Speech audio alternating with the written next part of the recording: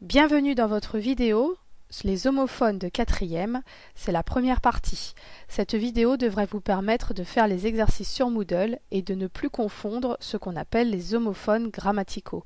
Vous connaissiez déjà et est, ou et ou, son et son. En voici d'autres. Vous êtes prêts?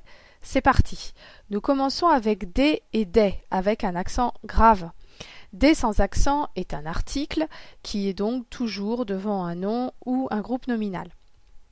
Par exemple, on voit des nuages au-dessus des toits.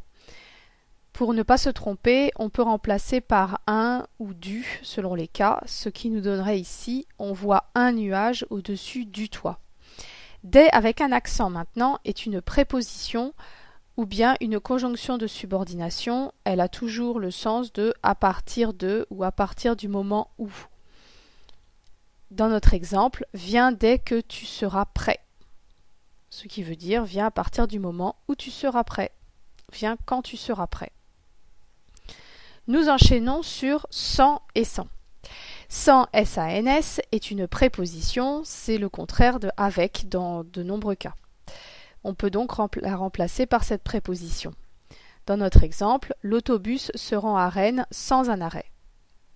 Sans S' en EN est la contraction de se, SE et en. Ce SE, nous le connaissons, c'est un pronom personnel réfléchi qui se trouve devant les verbes.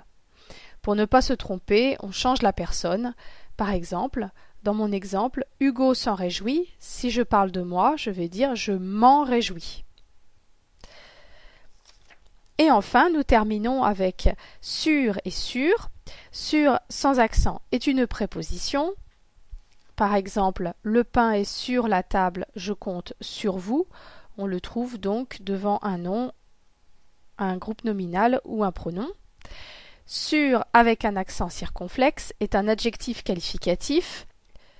Il signifie certain dans l'exemple « Es-tu sûr de ce que tu dis ?» Il signifie en sécurité dans l'exemple « Cherche une cachette sûre ». Attention, comme tous les adjectifs, ils s'accordent.